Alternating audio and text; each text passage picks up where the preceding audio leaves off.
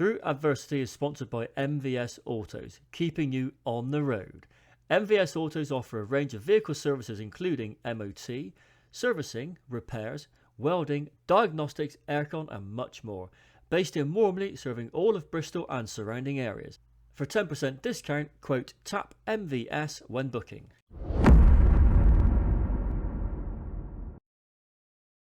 And again, I am still here with Ryan Yates from the Veterans Army. And the last episode we spoke about Ryan's journey as a child into the forces, into selection, with all the mental stuff that he's done while serving.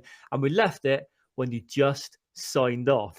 So we were saying about how big a decision it is. So how did you feel when you were saying the last time you're going to see yourself in that uniform, that person is dead, gone, aren't they? Yeah. And I vividly remember it. Like, I put it on and I turned around and, like, as you always do when you're in uniform, you check the mirror, don't you, before you leave. And I looked and I just thought, I will never be this man again. And at the time, I'm like, what, early 20s. And it felt like just the biggest decision I've ever made. Like, and I was doubting myself and I was like, I don't know if I've done it, but it's done now. Like, you're at the handing kit in, you're packing, there's no time to change your mind now. You're committed to the group. How long was your sign-off period? Was it a quick out or was it a year? So it was supposed to be a year, but because I had so much leave and stuff accumulated and because I was offered a contract, I actually got out in, like, I think it was 10 months. Still enough time to have it ain't enough time to get your shit together, is it? Because like I went and did my CP course and surveillance course, and that was like 7 weeks. So who already, did you do that with? I did it with Argus Europe. Any good? Really, really good, mate. Yeah, and again, the guy who got me to commit to staying to 473 in basic training at Harrogate, he actually recommended me to that. You had to be recommended to go and do their course. They wouldn't just take people.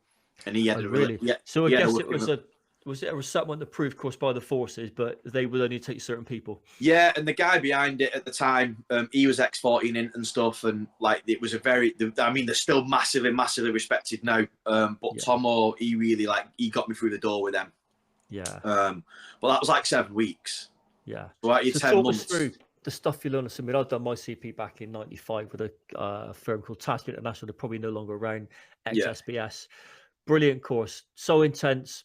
4 weeks, 7 weeks. So what sort of things do you cover just to give people an idea in CP? So we did CP is bodyguard work, close protection, just in case you don't know. So I did my surveillance course with my CP course. Both go hand in hand. So you do surveillance and counter surveillance drills.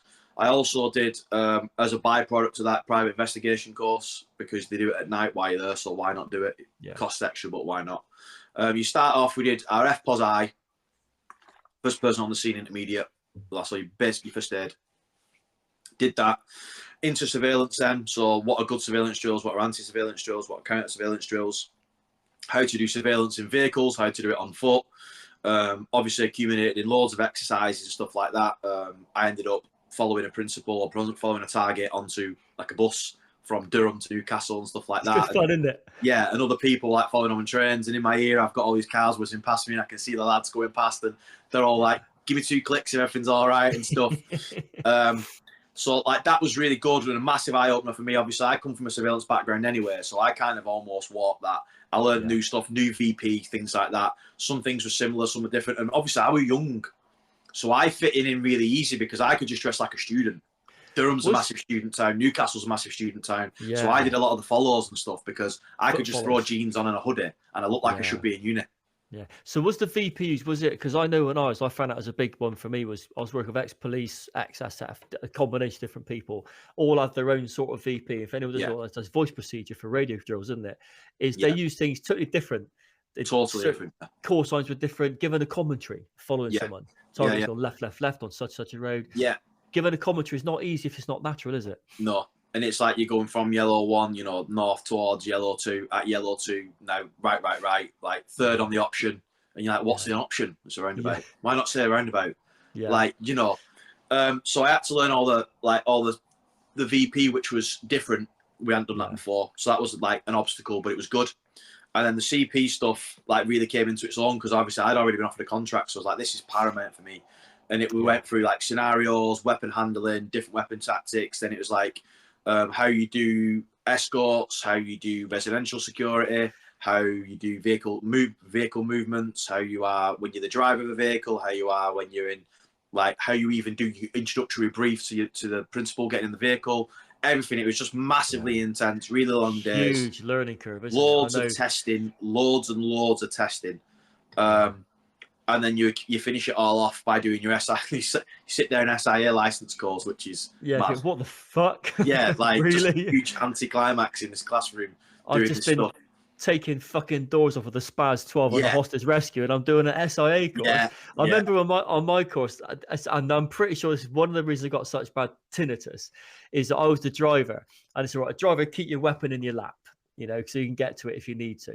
And we're doing this D-bus tactic where the principal was in the back, and we got this fake attack, and almost saw one of the enemy coming up towards my window, and I pulled me fucking gun. It's on blanks. It was one at the spout, and I just like that.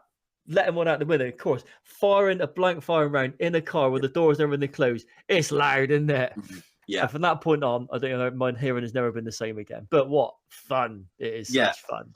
We were on a vehicle follow on this surveillance course, and we went through the Tyne Bridge, which is like underground. So you lose comms anywhere. And then we come out the other end, and I was lead, so it was my tail. I was in the lead vehicle. I had the follow, and police pulled us to dip the tank. So then police are like over here, and I'm like, this can't be part of the scenario. Pulled over, and then this cop's come to the window, and he's like, what's going on? Because we've got all these radio kit, all this, like, there's guys stacked up with, like, he's like, what's going on in here? And I was like, right, we're on this surveillance course, you've just cost me about $5,000, and the vehicle we're following's gone. And then, like, I'm in this earpiece, and like the guy behind me was backing me, like, he's then got the fella, so he's like, yeah, he's following, he's carrying on this, and I'm like, and can we go? Like, what happens here? Like, we need to tank. Like, but I'm on a surveillance, I'm on a job. He's like, it's just weird, really weird, really weird, because he had no clue what to do, so he just said, no. Dip the tank and then just let us go. Madness. No way. Oh, mate, because that's the thing, isn't it? If like, when you're doing an operation, when I did 3 years worth of surveillance, doing insurance scams, a whole number of different things. And our thing was always the target principle was never really the problem, unless we knew they were aware, in which case you do risk assessment, such like. The problem was other people around there, your collateral, your people who are doing it coming and going. Because I found surveillance more dangerous at times than CP work. I was labelled as, we did a follow on I say he was elderly, probably wasn't that old, probably about 60, claiming for a bad back, couldn't walk. And the job was to follow him down. Mine was to film him coming down from his house to drop his granddaughter off at school. For best place to get up is to plot up down here and film him coming down the hill. So I'm sat up in an old Sierra Sapphire it was. Cameras these days are like this. They're not small and discreet. So this camera's on the dashboard underneath the newspaper. It's filming up the road. And I sat there filming. I'm so fixated on the target, I don't realise people are coming in to drop the kids off to school. No, I'm in outside the school getting there to fill up. Next thing I know, they're all pointing at me. They think, oh, we've got a pedo here. He's filming the kids. No, it's not what it is. So I had to bug out quickly, looking even more like a pedo because I've bugged out without an explanation because I couldn't compromise the job. So, mate, surveillance has its moments, doesn't it? Yeah, it's different because you're like, it's the most important and the most paramount thing to you. The mission comes before everything, but it means nothing to anybody else. So that cop was like, well, I've got to dip your tank. I'm like, but I'm on a follow, I'm on a job. You're just about to ruin all this reconnaissance, everything, and we're going to lose. We got one chance. He's gone. And so you went, jobs were a fucker. So you did all your training for CP surveillance. You got deployed out to Iraq then, wasn't it? You said. How was that? Good. Again, it was a steep learning curve. I've landed on my feet with the company that I went with to Iraq. So we went to Iraq, and then I went up to a place called Balad, and I ended up becoming the site lead instantly. So I had like my own team plus another 5 teams. So I had like a fleet of 30 vehicles on my flick, and I had 55 guys like accountable to me. Not much responsibility then. What, you like mid-20s, 25, 26? Yeah, 25. I had $500,000 in my sock drawer to pay the local nationals because they were only on 2-week rotations. And the rest of us were on like 9-week rotations. So they had to come and I had to keep some kind of accounts because I've got loads of accounting experience. At this point, pay the lads and make sure they sign for it. What do you mean? What? And then input all this data. I'm like, right, okay. So we done that, and it was good. Like, I really enjoyed Iraq. For me, it was like, I think it's the closest thing to being a cowboy you can ever really experience in this day and age, because there is just no law. Everything has a price. It can go from like really good to really bad instantly. Like I was at Blackwater roundabout, as an example, and some old woman tried to shoot me in the face. I've got a picture of I don't know who she was. Don't know what I'd done. She just walked up to the vehicle and put her round into the windscreen. Old woman. So side window. So explain that. So she walked up, weapon concealed, and just let one out. Just drew out and then just put one into the glass. Luckily, obviously, a B6 armored vehicle, so the glass is super thick. And then we're then just like we're held at a roundabout. I mean, you know yourself. You never get held, but Blackwater roundabout because of what it is and what had happened previously, and the government were coming from the other end.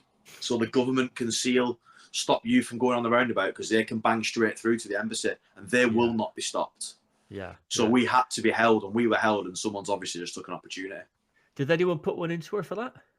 Nah, well, action's on straight away. Just put your foot down and go. We're a B6 armored. There was no real risk. Just my fucking underpants. Just one of those things. Change your pants. So when that round is almost that close, once you get the fact you're still alive, was your first instinct, apart from drills kicking in, was it to laugh a little bit to yourself? That was literally the first. I was laughing. I was like, cheeky bastard, cheeky, but like, how dare!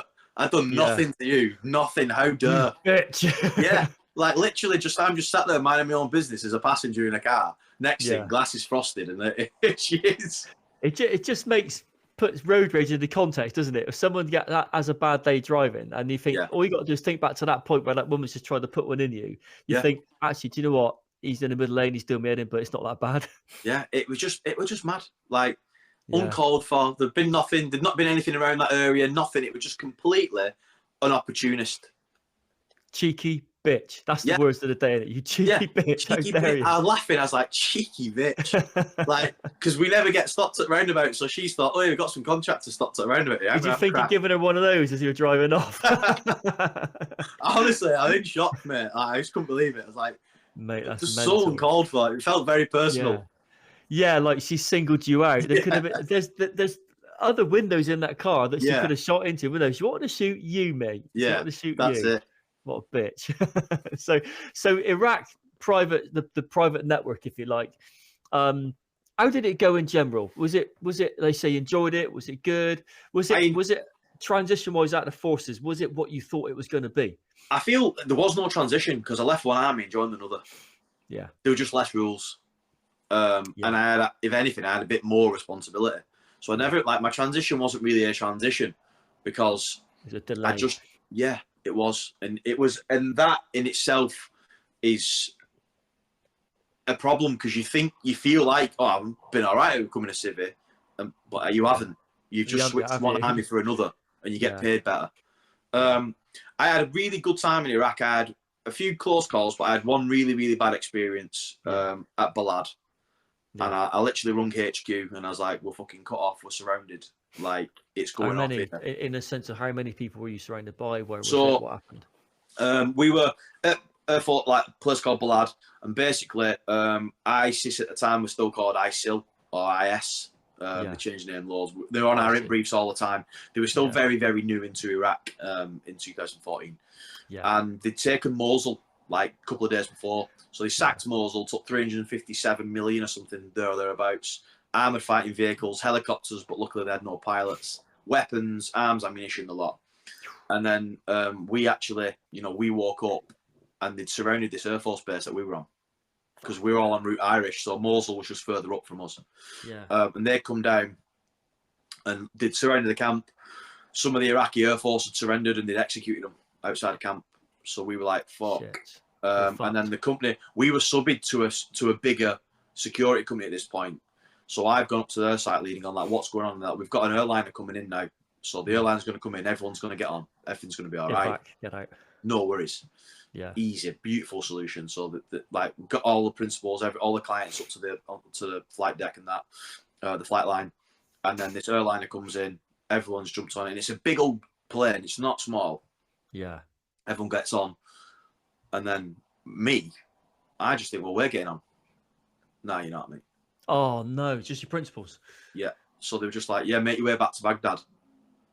I'm like, which it's like between 6 and 8 hours the wrong way, and we're surrounded. They were like, yeah, good luck. No security and security, mate. And I was like, Wow. all right. So then what did you do then? What was the plan? So I rung Baghdad and HQ, and I was like, what am I supposed to do? And they were like, just come back here. And I was like, what you're not grasping here? What you're not grasping?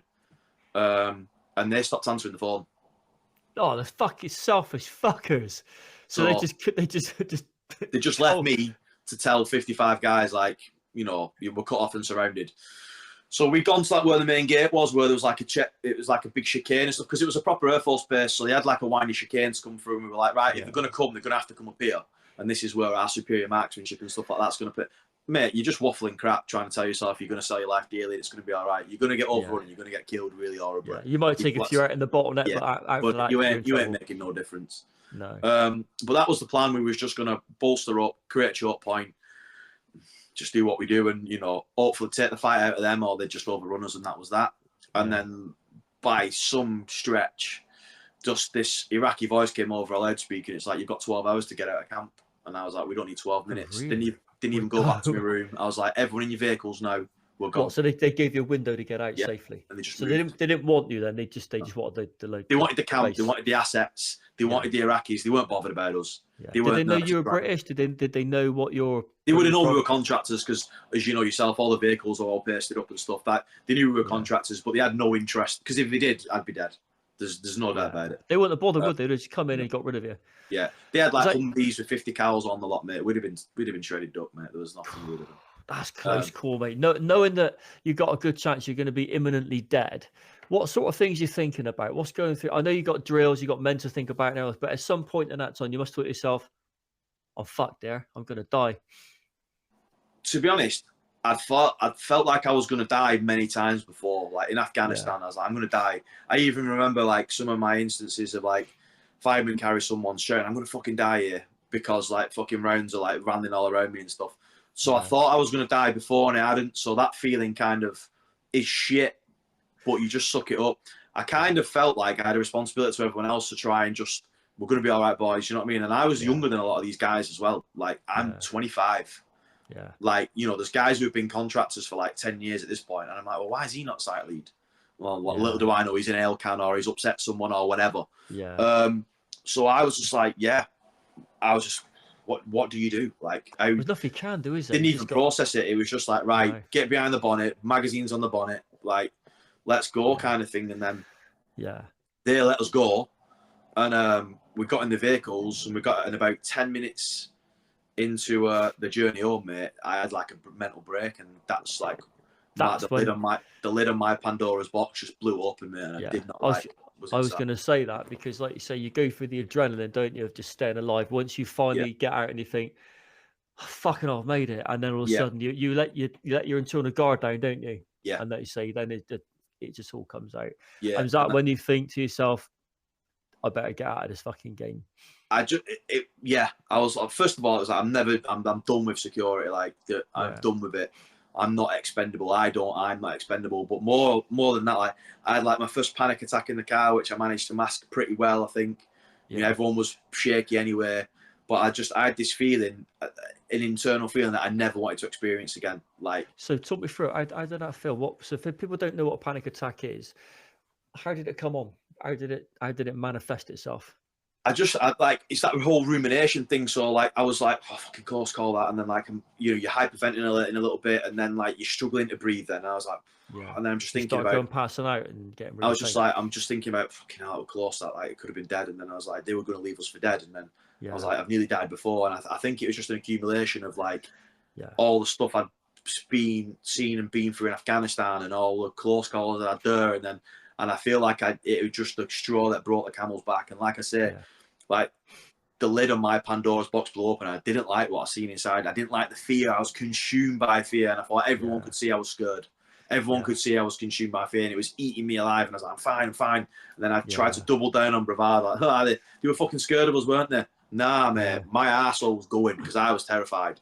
Yeah. And I just didn't know what to do. I just didn't know what. Even now when I think about it, I can't articulate the words for you. Like, I just didn't. I didn't know what to do because like it felt like any bit of life I had now were a gift. Because how the fuck have I got through that? Yeah, you just have though, haven't you? That's it. You just have. You got through it. So you canned off the security. And did you do any sort of UK stuff, security wise, or it's not the same, is it? Yeah, no, I did some stuff. I did some BGing for like JLS and Louise Mitchum and stuff like that. And I did a few jobs in the UK. I did some stuff for Celebrity TV. What's it called? Not Celebrity TV. That's not the word. I'm a Celebrity. Yeah, no, I did like The Only Way Is Essex, Geordie Shore, The Valleys, and I did a few seasons of those as like because they have a close protection team with them all the time. Whenever they go out, they've got a close protection team there and stuff. So we did that.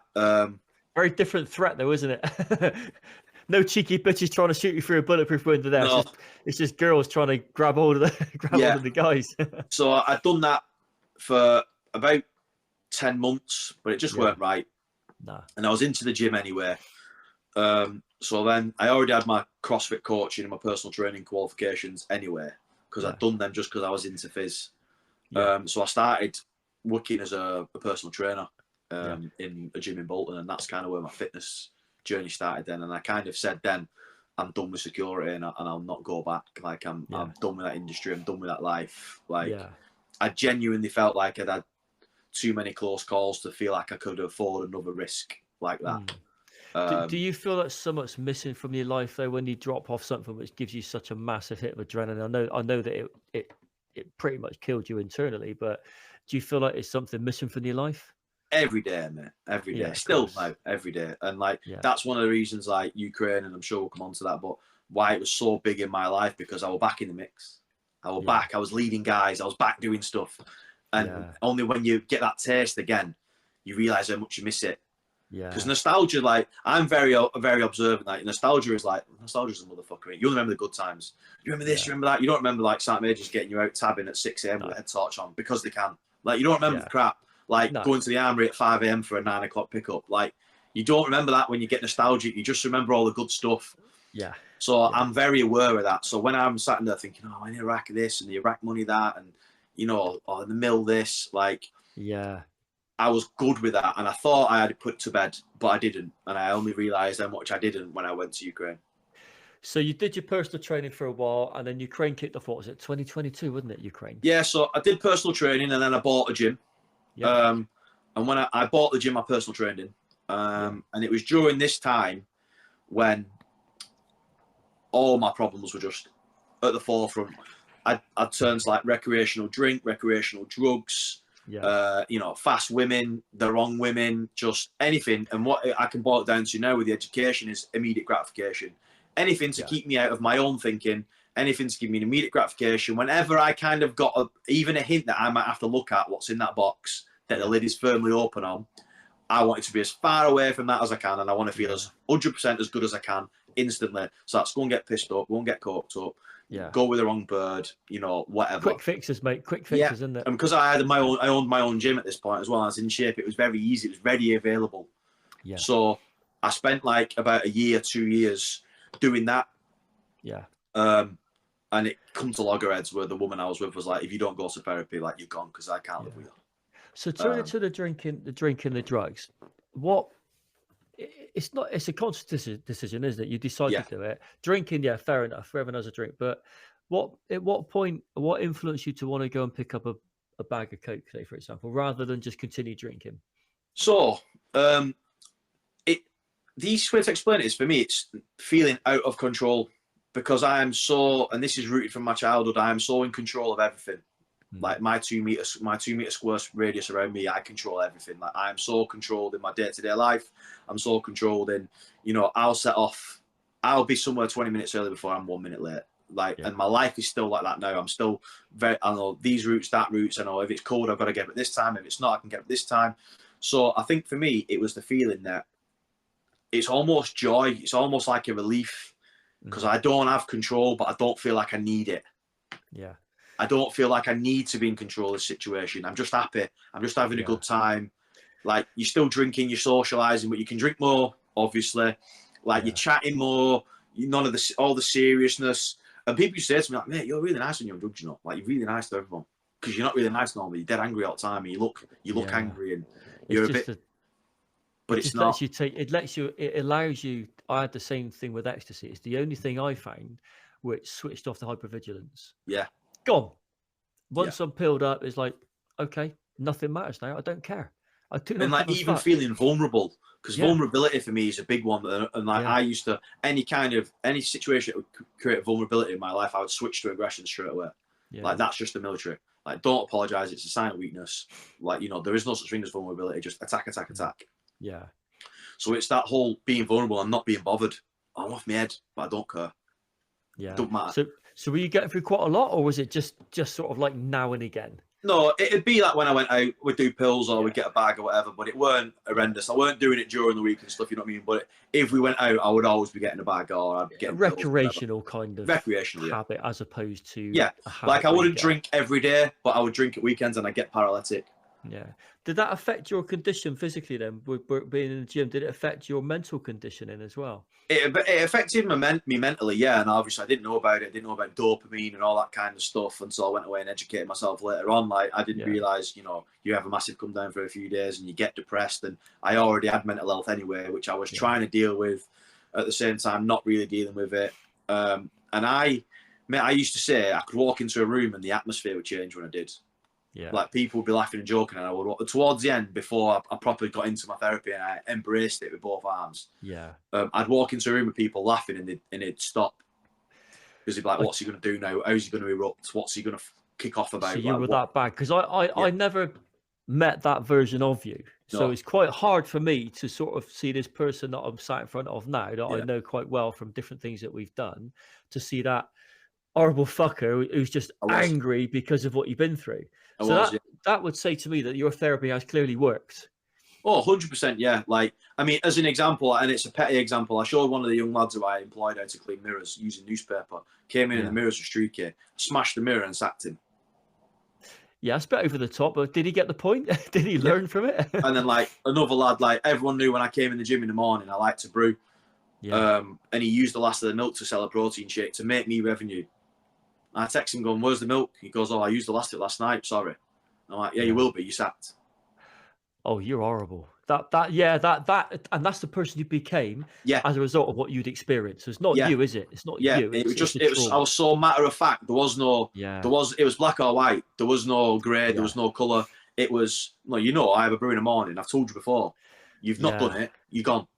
Yeah. There's your livelihood. You should have done better. And there was no, like, I'm quite compassionate now, and I pride myself on giving everyone the benefit of the doubt and, you know, being a good person all around and trying my best. But I was not that guy. No, that's not the person that I know, and it clearly it's not you. It wasn't you, but it was someone you became as a result of your experience, wasn't it? And that's true. That's why a lot of people shouldn't be quick to judge someone that's not just served, but people that have been involved in high conflict, highly kinetic, dangerous environments. Trauma can affect you in so many different ways, can't it? Yeah. So therapy-wise, what came first, Ukraine or therapy? So therapy, I'd started with CBT in Bolton. I was specifically did not want to go through military charities because I didn't want a dick swinging competition about who's been on the Isle of Tour, who's done this, who's done that, because that's how I thought it was going to be. Yeah. And I could have been wrong, but that was just a stigma. I was ashamed, so I didn't want people to know. So I didn't want my military family to know. I didn't want it to get back to the army. I didn't want military charities saying, we've got this guy now. And I felt like a basket case. And I was angry because of it. So I went through, like, the CBT practitioners in Bolton psychotherapists. Started a 28-week, should have been 16, but I had 28 weeks of CBT with them, 2 hours every Friday. And this is where we did the Ipod of Death that I told you about before. Yeah. Where I just had to relive all the trauma I've been through in my life, record it on a dictaphone, and then go home and desensitize myself to it by re-listening to it. Yeah. So obviously, as you can imagine, I was single during this point because no one could live with me. You'd have been a bundle of laughs, wouldn't you? I was Hey, let's just pop round and fun. see Ryan tonight. He's doing his Ipod of Death. Let's sit down Yeah. with Ryan. No, let's not. Let's go somewhere else. Yeah, it worked Shit, great. that must have been hard going, mate. Yeah, it was, and I was still very young. I don't like, you know, I was like 26, 27. Like, I've got all this stuff going on. I'm running a business. I'm destroying my life. Can't hold a relationship down. Struggling to retain friendships because I'm just so extreme in my. You're either with me or you're against me. Yeah. Or you're either rowing in my direction or you're not in this fucking boat. Do you know, that's kind of those are kind of thought process I had. So I started CBT there, and I did make some breakthroughs, but it was all specific trauma related stuff to Afghanistan. Yeah. And I left that. I remember being like 6-7 sessions in, and the woman was like, and I sat down, and I'm going to be fixed yet. And I got a bollocking off this woman, and she was nothing. This girl, she was tiny. I didn't really take her seriously, and she bollocked me like she was a sergeant major, and she went, "Why? What change have you implemented in your life, Ryan? What have you done differently? What outside the areas of this room have you done different?" Yeah. And I was like, "Well, I don't need to. I come here. Well, that's not enough. It doesn't work.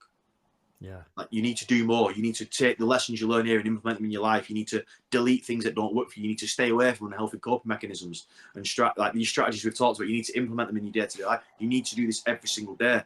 And I was like, "What? When am I going to be fixed?" And she's like, "There is no fix. There is not a fix. There is a better quality of life than you've got now, but there is no the life how you used to have it. That isn't an option for you." Yeah. And I was like, "This is bullshit." I was like, "I come here for you to fix me." She's like, Yeah. "We can't. There is no fix. This is something you'll have for life now in some capacity." So this is what gets me because of the therapy I perform. It does fix it. Yeah. I know you still got the memories of the trauma. That's still there, but the disorder is gone. CBT is really good for some people. It works really well. It's very, very long, and I'm sure that I'm an advocate for different therapists, so I'm not going to knock CBT, but my personal experience and my personal views and my own personal training and therapy delivery, I think CBT is not always the right therapy for someone like yourself who's a veteran who wants that fix. Yeah. I want to be better and I want it right now. Yeah. That's how we are, isn't it? Yeah. So did you get yourself through the whole 28 weeks? Did the 28 weeks, and then she sent me off to she's like, "Go and try and do 6 months on your own," kind of thing. Yeah. Some of my life got better, but not all of it. So then I went back on the waiting list, and I went in for another bout of therapy where we did stuff like ACT, like acceptance and commitment training and things like that. Because I was like, yeah, the trauma stuff's all right, but my life's crap. I can't hold a relationship down. I can barely hold a friendship down. Like, I don't. Yeah. I'm so extreme in like my ways and stuff, and I like it just doesn't. I can't. I don't want to be on my own. Like, I want to have kids. I want to get married. I just can't function in that kind of scenario. So then I started looking at that, and simultaneously, as this was going on, like I sold my gym, and then I went. I got poached by a renewable energy company to go and build them a gym and a wellbeing centre. Yeah. And like systematically, as I'm going through the second bout of therapy, I'm doing my own online counselling course, and I'm trying to get, because I kind of decided that if it was going to be on me for life, then I needed to better understand. It's like having a bug in it. I needed to better understand this problem so I can combat it, because my mentality isn't going to defeat this alone. I'm not the guy who can just go, "Oh, you have not got PTSD," and not have it. Yeah. And nobody is. And once I could put it to bed that I wasn't flawed and that I wasn't weak, and that, you know, it wasn't my fault, and that I'm not mentally fucking a wet Kit Kat and I'm susceptible to PTSD because I've got it and someone else on the same patrol as me hasn't got it. Once I put all that to bed in my head, I was like, right, how do we combat this now? Because I am too young to spend the next 25, 26, 27 years like the ones I've just had. Yeah. And I'll still have the same again on top. I'm too young for that. I can't let this control my entire life. So then I went away, and that motivated me then with the education, to go away and educate myself, go and try different types of therapy with different practitioners and stuff. And like, I'm like 300 hours in now, and I only stopped my last bout of therapy like in summer this year. Yeah. It's a long game, isn't it? It's a long game. So you're in a better place now, obviously. So then the Ukraine kicks off. Yeah. And you must be thinking, let's go and fuck my head up again then. So how did that start? How did it look for you? What made you want to go and do it? Let's be honest. Well, I know what made you want to do it, but what triggered you? How did it look for you? How did it work? So I'll go a year previous to Ukraine. It was 2020. We was all in lockdown. I was helping out on a big platform called the Shinny Show. Shin reached like 1 million people a month on social media, which back then TikTok was only just coming around. Kids were on TikTok, nobody else. It was really, really big, and he built a network, I think, called The Tribe. He had like 2,000 people, and they were paying a tenner a month, and for that they were getting like, he had clinical psychologists coming in doing live talks. He had CBT practitioners doing live talk. He was really looking after these mentally vulnerable, and a lot of people from addiction, because he comes from an addiction background. So I was helping out on this, and I was going on guest speaking about like mental health and my PTSD and stuff like that, because there was a lot of veterans involved, and a lot of veterans, obviously, as you know, go into addiction and things like that. So he was like, he specialised in helping people, addicts and anyone in recovery. And I learned so much about recovery from Shin, and because he used to follow like the Big Book of Alcoholics Anonymous and like AA and stuff like that. And I was like, there should be something like this in mental health. Like you fuck up in your life, you can turn to a chapter in that book and it tells you how to fix it. Like, why is there nothing for that? And it's from him I learned about, you have to work recovery every single day. Like, because the day you don't is the day you stack yourself up for another relapse. So I helped out on that platform, and I really enjoyed it. For like about 8-9 months, and then someone got it in the red that Shinny, because his missus is a millionaire, should be doing everything he's doing for free. The guy's been building this legacy since before he's met his missus, 5 years before. Put a lot of time, energy, money, all that kind of stuff into it, mate. And we got trolled, on a level, mate, I've never experienced before. Really? So there was a group of 25,000 people that every time we went live, one of the trolls would drop the link in the group, and they'd be on trolling us. Oh my God, that many. To the point, mate, that they followed him out to Cyprus where he lives, taking pictures of his kids through the fucking gates of his house and stuff. They were sending police round to his missus' house in Manchester. They were getting them, like, they had all my details, all his details, his missus' stuff, company's house stuff, as his missus done her accounts, mate. It was, honestly, currently they're actually on about filming a documentary about it, because it was so bad. And it went on for 3 years. Fucking, that takes trolling to a whole, that's organised trolling, isn't it? Yeah, so police were involved, and they knew exactly who was behind it. There was one guy in Essex behind it, and there was a guy in Northern Ireland behind it. His mum was getting followed down by the shops, and people were like live streaming, following his mum round on this troll group. Mental. And like, that's just weird though, isn't it? Yeah, and like sending pictures of his kids to him, going, "Oh, you think you're untouchable? Like, here's your kid in Cyprus." Like, it were really bad, mate. Like, so whilst this is going on, we're still trying to deliver this product to these people, like help everyone out on the mental health platform. And at this point now, like, Afghans, the collapse is starting. So I'm getting a lot of veterans coming through, and I'm talking to a lot of people. So it then got put on my toes, like, why? I'm like, someone somewhere has a duty to care to these guys, and no one's doing it. And someone's gone, well, you should do it. And I'm like, right, I fucking will then. So I launched Veterans Army, which started primarily as an online support group for veterans and the families. So I started trying to build the VA whilst I was still helping Shinny out, and we were getting trolled real bad. So I would go and do a live, and you know yourself, like, we're doing a live on a Facebook, and I would get 400 people on, and 380 would be trolls. So these trolls, right? We all know what a troll is. We don't need to give them the airtime, but with trolling, were they people that were prepared to take this to a face-to-face confrontation, or were they just a load of fucking gutless trolls in the background? How heavy do you think 7% of them were gutless in the background? Nobody's. Just cannon fodder making noise. But there was that militant group that were like following his family, following his kids. I got off lightly, and they still nearly caused me to shut down the VA because I just could get no traction. I was getting reported, all my stuff was getting shut down. I was getting called a fucking charter. I'm taking advantage of vulnerable people because vulnerable people are paying Shinny to be in the tribe. I'm like, but he's delivering a massive service for a tenner. Like, what's going on? He doesn't need the money. His missus is a millionaire. Like, it's got nothing to do with me. He then, when I started it was my friend. He wanted to support it, so he started donating money that he was generating. He started making monthly donations to the VA. So then everyone started hating on me. You're taking money off a guy he takes advantage of vulnerable people and stuff. And I'm like, he's just trying to help me out, who's his friend starting a new thing, and I'm just trying to help veterans out. Mate, these people, trolls, have got nothing going for them. They are so fucking low, and they've got so little in their lives that they have to try and belittle other people to make themselves feel better.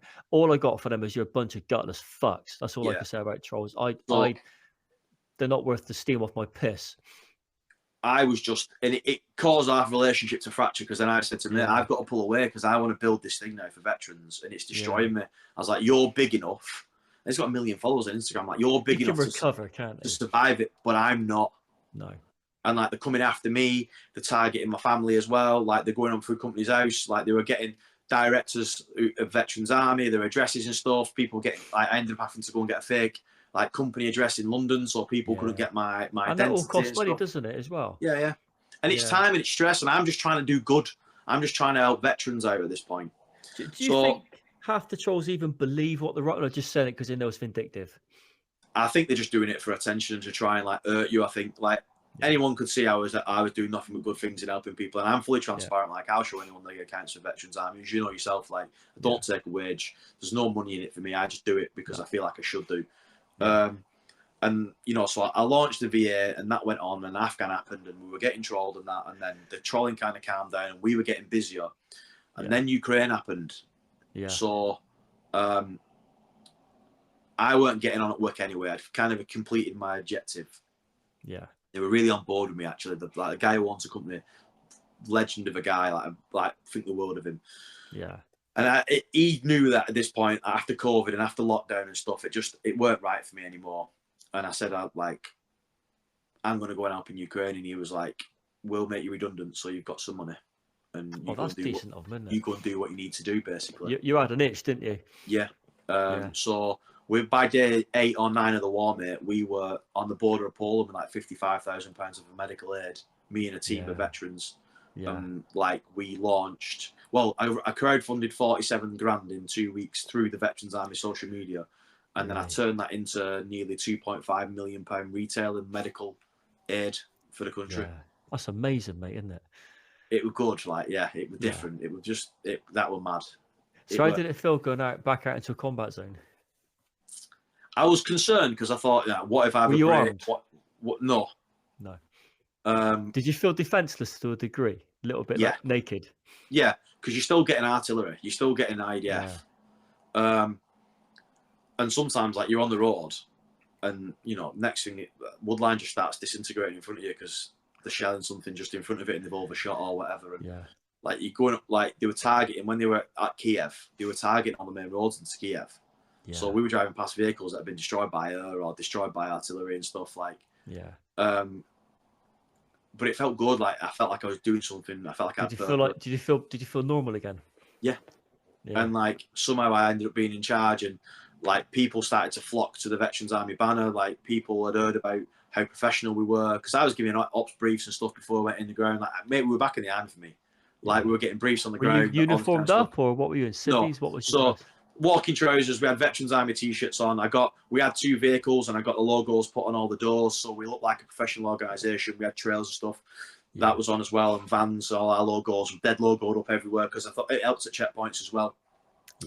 And then we got kind of absorbed into some really mad stuff, which I can probably talk about now because there's probably enough time's gone. And you probably should talk about it. Yeah. Go on. Give us some examples.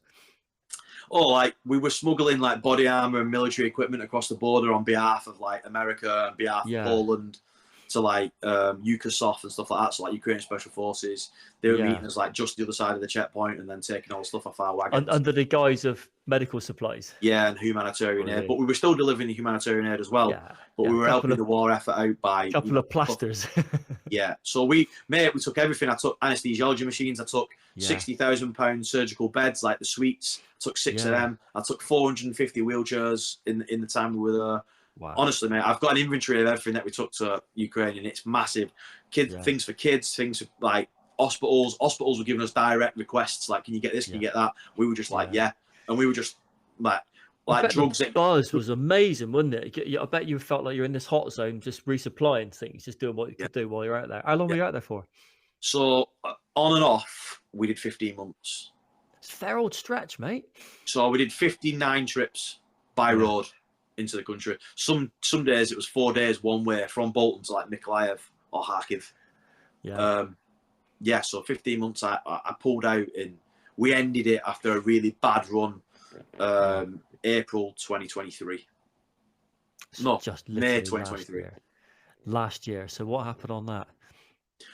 We lost the vehicle. Due to did you get hit? We'd gone through an area that had been hit previously, and we snapped from the prop shaft front and back. Oh shit! And then so you had to abandon it. Yeah, and then our other vehicle, one of the injectors went. So then I've got 7 guys who are expecting me to get them home, and it was a kind of a bit like the Iraq thing again. They all switched to me like, how are we going to get back home? Yeah. We ended up like getting this vehicle into a mechanics in Kiev. Yeah. But they've got no parts. They're taking parts out of other vehicles because they can't get nothing in. There's no supply. Bodging what they can. Yeah, we needed an injector, and it was going to be like $500 to get an injector. And you know yourself, injectors cost nothing, but they couldn't get them. Yeah. He ended up like welding the prop shaft back together, and we ended up driving this vehicle. It took us like 19 hours. Jiggling along. Yeah, drive back to Poland. Yeah. And everyone had it gone from being fun, and like it got serious. People like, how we're going to get home, what's going to happen, who's responsible for fixing this problem, like the cost implications and all that kind of stuff. Yeah. And for me, then I was like, I'm not doing this again, because a bit like Iraq, that whole excitement thing had gone bad, and for me, it landed on my shoulders again to fix this huge problem for everybody. Yeah, and I guess, but the difference this time, did you feel, because you had a lot of therapy, did you feel like Pandora's box opened anyway at that point, or were you like, you just say, okay, I'm just not doing it more? What I didn't realise is, if I'm being honest, how much I needed Ukraine. And I didn't realise that when I was in Ukraine, everything was fantastic. But when I was at home, I was just consumed with getting back to Ukraine and getting on the next mission and where's the next kit coming from, organising the next. So I would come home, but I'd spend 4 days at home because it was cheaper for us to fly home than it was for the VA to fund everyone to stay in hotels in country. In Poland, waiting for the next resupply. I had warehouses in Slovakia. I had one in Poland. We would get the stuff forward mounted there, then we would collect it and run it into country. Yeah. Like it was just a really mad time. It was like all I can imagine. I say is I imagine it's like being in London during the Blitz. Yeah. The war effort's huge. Everything's geared around the war effort. So we'd be in a village and we'd stop to fill up, and people come and like give you a can of Coke or whatever, and you're like, what's this for? Thank you for everything you do for my country. And so everyone becomes a cog, don't they? You're embarrassed because they're so grateful, and you're like, I'm just doing what I can, but it's nothing. And they're just so grateful for the war effort. And then like you go and see the troops, and we ended up creating like IFAC kits, so individual first aid kits, and we did troop training. We trained over 2,000 troops and how to use this emergency trauma kit. We sourced it, put them together, trained them on it, and then give it them. I had TCCC instructors and stuff with me as well. So we were mixing up with the military guys as well. And, we were watching them go out and then not come back in. So quick question. So, going back out to Ukraine, what sort of compelled you to go the most? Was it the need to be in something kinetic or as near as you could get to it? Was it that you felt compelled to go and help people because maybe you didn't like who you were previously? And do you think you could have done it had you not had your therapy? I don't think I could have done it if I had had my therapy, because I was far too angry at that point. There was just no way I could have dealt with everything and dealt with internal conflict and dealt with other agency conflict and all that kind of stuff. I just didn't have the capacity to be able to deal with fuckwittery of life, as we can call it. You know what I mean? You know what it's like, just the day to day. I couldn't have handled the wanker at the fucking border control who he likes to make sure that you have to graft to get his stamp. I couldn't have done any of that. And I've ended up locked up because they don't mess around in Poland and Ukraine and places like that. Yeah. What it was, mate, and it sounds stupid and it's going to sound a bit romantic, but I spent a large proportion of my life to this point trying to do the right thing and be on the side of good. Sounds romantic and stupid, but a life spent in the servitude of others is a life well spent, and I wholeheartedly believe that. And I felt like I'd spent 10 years, a decade of my life, and I'm only young, trying to make the world a better place. And then this has happened, and now the world isn't a better place. And I'm kind of helpless to go and fight, because initially we were going to go and join the Ukrainian Foreign Legion and kick teeth in. But then I was like, that's not going to help my PTSD. We all need to check our own egos, because the 6 of us here, we ain't going to make no massive difference to the battle space. Do you know what I mean? It's not like we can just tip up and everything's going to change. They're going to put us in a line of trench and we're going to get absolutely obliterated. So let's be more realistic in how we can impact this and how we can make a dent in this and we can make a difference. And that's where we came to medical aid and troop training and stuff, because of the people that we know. I'm fortunate. I know a guy who's he sells medical stuff. So he went to his boss and was like, my mate's doing this. And they're like, right, we want to support the cause. They give us 55 grand worth of kit. That was our first delivery. And it was only ever supposed to be one delivery. And when we got there, I was just like, this is nothing. Like, this is not going to be enough. Touch the sides. Got to do more. Right. Yeah. And then it was like, as we're out there, people going, I've got this, I've got that. I'm like, right, send it here, send it there. I'll send a van for it. And I'm planning the next move while we're already in country in the next run. And before you know it, mate, we're like 59 trips in. Yeah. Because a lot of people don't realise that when you help someone, the reward you get internally is fucking huge, isn't it? Yeah. When you know you've just changed someone's life, you know you've done something good for someone, and that you've maybe bumped that person back on course again with something you've done. Yeah. The internal reward that you get, the satisfaction you feel, lasts a very long time, doesn't it? Massively. And mate, it's embarrassing how grateful you are. Yeah. You feel awkward. They're just so grateful for what you're doing. And you're like, it's just not enough. And it's romantic, mate, and it's nonsense. Yeah. But I felt like I'd given my youth to trying to make the world a better place. Yeah. And I couldn't sit idly by and do nothing while I felt what was happening was wrong. Yeah. And if you're in a position to do something, why the fuck not? If not me, who? If not now, when? Yeah. Like, yeah. And you weren't getting opportunities don't come up like that, mate. You know, to go make a difference. So often, the difference you made by doing humanitarian aid compared to going and sitting in the trenches with another 5 lads, letting off rounds, like you say, that would have made zero impact in any way whatsoever. You'd have probably not come back. Humanitarian aid, you've helped thousands of people. Yeah, and I don't like to say it, but genuinely, and the rest of the team say it all the time, like, we have saved hundreds of lives. Yeah. Like the medical stuff, the equipment, anesthesiology machines, tourniquets, first food, the training alone that we're given to frontline troops. We trained over 2,000 troops. Like, we have saved hundreds of lives, and it was the right decision. Yeah. And when I was in country, it was fine, but when I was at home, it was all consuming. I was getting up at 4 a.m. because in Ukrainian time, it was this kind of time, and all ops were starting, and I was just consumed by it, and I became unlivable with, if I'm being honest. Like, you became that person again for different reasons. Yeah, but I didn't know it. I didn't acknowledge it. I didn't feel it. I was always really tired when I was at home, because when you were in Ukraine, it was like we were sleeping in the vehicles, or we'd get an Airbnb if we can, because you're trying to support local commerce. But if you can't, like, you might eat 1 meal a day. I put like 10 kilos on because I've gone from training twice a day every day to not training for like 10 days, being sedentary in a vehicle. Because like I said, 4 days one way sometimes. Yeah. So you're not doing fuck all. You're just sat in the vehicle eating crap because you're bored. I put like 10 kilos on, drink all the time because they love it, and we're always drinking vodka as well. Yeah. So like the next thing you know, you're drinking all the time. Every night's a party because half of these boys might not be here tomorrow. So like, live life to the full. You'd be out. We'd be in a local restaurant that was open because not many were, and a local would just come and put a bottle of vodka on the table. Like, thank you so much. Yeah. So you're like, we can't not drink it. No, it's courtesy, isn't it? It's so then, like, and it sounds daft that, but you can't, because these people have got nothing. Like, it might have been, and they're giving you something which they can't afford to give you, aren't they? Yeah. Yeah. That must have been a massive sort of like eye-opener as well, to sort of go for what you were doing, to being on the humanitarian aid. So what happened after Ukraine? You come back, VA is now in full flow.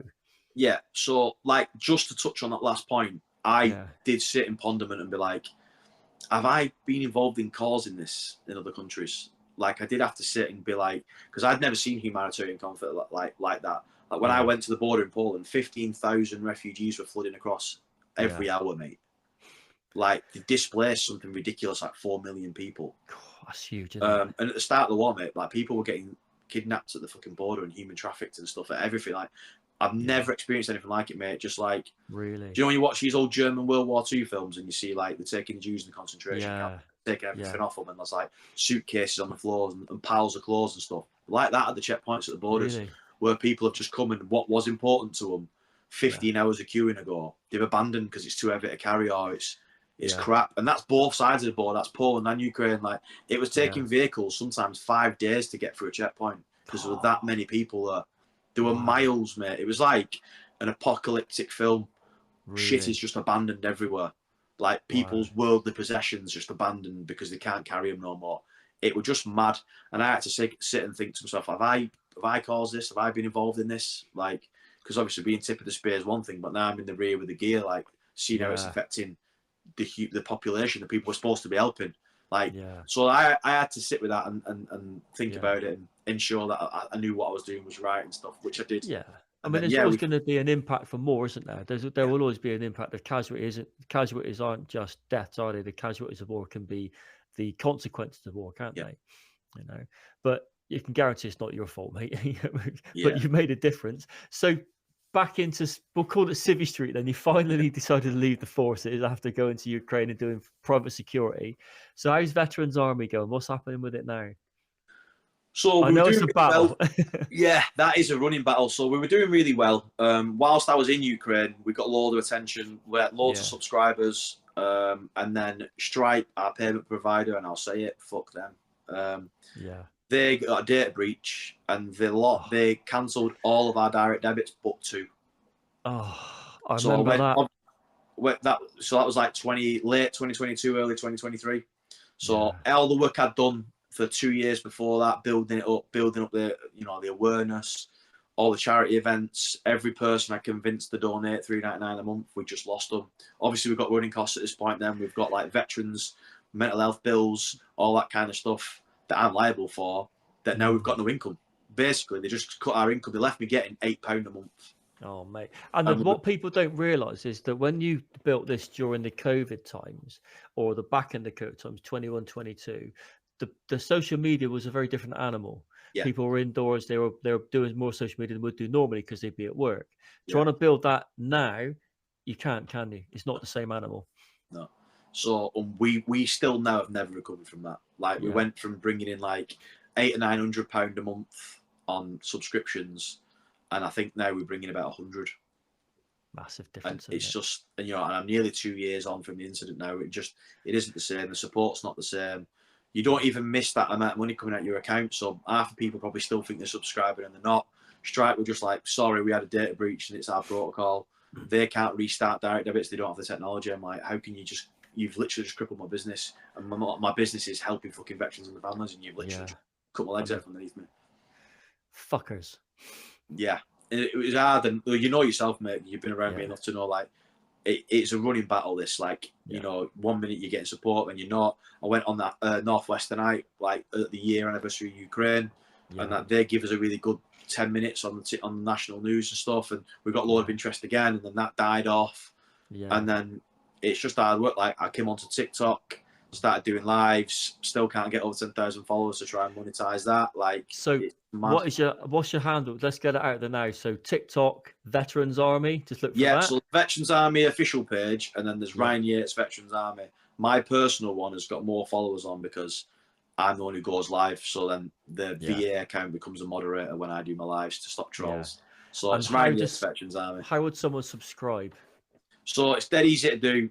You message me and I'll send you a link and I'll make sure you get it. Don't send it to Strike. Yeah, you can go through and sign up. We still use Stripe because we couldn't really not do. But there's loads of other ways to do it. You can do it for our website. You can do it for Instagram, Facebook, TikTok. Just message us and we'll sort that out. But it is a running battle now because month on month the demand from veterans and the families increases, and month on month the interest and support decreases. Yeah, it's hard. It's hard going. So, mate, what about? I know you got some experience with training dogs as well, haven't you? Yeah. So tell us a little bit about that. So when your hobby becomes your job, you lose your passion for your hobby. So early on in my recovery, like, I was using the gym as an outlet for my PTSD. But then when I bought a gym became work. Then my outlet was gone. So I rescued a dog, German Shepherd, and this thing was very much like me. It looked like a wolf. Split personality, and it couldn't help itself. He loved me to death, but he hated everyone else, and it used to kill other dogs, or try to. No matter what I did, it just used to fucking kill. He'd just turn, and he'd look at you after and go, like, I don't know why I did it. I'm sorry. But, I'm like, mate, what was that? And he's like, oh, I don't know, mate. I don't know. Like, just look at his eyes. Like, I still miss him now. Like, he was honestly. It was just like, I didn't want to do that. I just had to. Like, it's the whole frog and scorpion story. Like, scorpion's going to be a scorpion. My nature. So I was really struggling with this dog, and I found a dog trainer in Manchester. Yeah. Took him to there, and I was like, I need to fix this problem. Like, I've already had a couple of runs with the police. They've been understanding, but that's because he's a rescue, but it's going to come to a point where they're not. We started this dog training, And then I got a few months into it. We started doing obedience training, and this guy had been like Team GB a few times at this point with his German Shepherds and Rottweilers and stuff. And I really got into the sport, like the obedience and the tracking, the discipline it took, the time it took for training. I really liked, what these things you could make your fucking dogs do if you knew how to do it. And then we started doing bike training with that dog to try and retarget the energy. So like when you do your bike training, you have to earn bike training, don't go and bite another dog kind of thing. Yeah. But so he started training me on putting a sleeve on to give dogs bites. And he was doing it himself as well. And we had another incident with the dog, and basically the police said, listen, take him back to Bleakholt, they can fix him, or we're putting him to sleep. Those are your options. Yeah. So I was like, right. Took him back to Bleakholt, give him back, and I was like, I'm fucking done with dogs.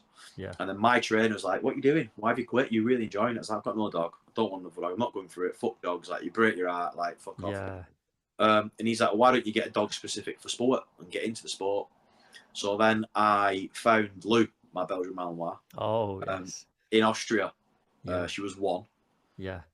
Started doing basics of training, but like nothing. And they were like, well, this dog's going. Why don't you get it and start? And I was like, yeah, fuck it. All right, let's do it. So I imported Lou and I got into sport, and I just kind of took to it like a duck to water. I love it. I still train every week now. Yeah. She qualified for Team GB twice. Really? Yeah, like won national competitions and stuff. Yeah. And yeah, it was just like this phenomenal real world, really weird. Because they are something else. The Malinois are amazing, aren't they? Yeah. And like she's 8 now, and she still learns new things every single day. Yeah. Like she is lots of energy. Yeah. Because I've seen some of the dogs you train. I think one of the lads that I've worked with, someone that you recommended to me with a therapy dog. Yeah. And they are such a massive asset. If they're trained properly, just unbelievable what they do, isn't it? How they can be there for you in different ways. I bred that dog. So that dog is out of my bitch Lou. At the time, he needed a therapy dog, and we didn't have one ready for him. Yeah. And he had an experience with dog training himself. So I gave him a puppy through the charity, which obviously cost me money. And I was like, here you are, mate. Like, take this dog on, train it, go and get it qualified as a therapy dog. It'll improve your two bond. And he did, and he's still with him now. Like, and we've done it a few times. Yeah, and that's the difference with people might just, you say that quite flippantly, but you are giving so much away, usually at your own detriment. Yeah. I know you won't admit that always, but it causes you so much stress and pain. The amount that you give away to make sure other people are okay. Sometimes you forget yourself a little bit, don't you? Yeah, and I am massive for that. Like, I get so invested in, as they say, mate, in the big book of Alcoholics Anonymous, you can get so busy washing other people's windows that you forget to wash your own. Yeah. And that is me to a T. I just invest so much into trying to help other people to make the world a better place. I just have this illusion of grandeur that I am meant to be here to just fucking impact the world and, in thought, word and deed and be about something bigger than myself. So that's what I try and do. But yeah, it is to my own detriment. And it is I normally have like a break once a year where I'll go very insular and it's just got a bit too much for me for a couple of weeks and stuff. And I kind of view that as that's the price you pay for the life you're leading. Yeah. So what's the future looking like? What you got planned, mate? So I'm currently looking for more funding for the VA. Whilst all this has been going on, I launched an online coaching business. So anyone watching wants an online coach, definitely give me a shout because I am. And you should see the pictures. I mean, I'm straight, but I would. Your screensaver on your phone. So, I have actually. Yeah, I launched. I went back to PTing after Ukraine, and then I launched an online coaching business. Yeah. What I do now is I substitute Veterans Army through my wages. So all the money I bring in, I kind of donate 25% or whatever to the charity CIC, so that we've still got running costs, because I just can't abandon these people that we've started helping. So the future for me is scraping around trying to find funding to keep guys in therapy and to ensure that the people we're helping retain that help. Yeah. The smart business decision is to just shut up and go, there's not enough interest, there's not enough support, you can't do it on your own. But I've never really been that smart, and people have always told me I can't do stuff, and I've managed somehow to do it. So that's the difference, isn't it? I'm still pushing on with it. You are stubborn, mate. Thank you so much for spending this time and having a good chat. And anyone out there, please look up Ryan on Veterans Army, just make a donation, make a subscription, because what he's doing is massive and making a difference with so many people. And I can testify to that. Right. Thank you for joining me. Thanks for having me. I'd love to see you again. Take care, mate. Cheers, mate. Thank you.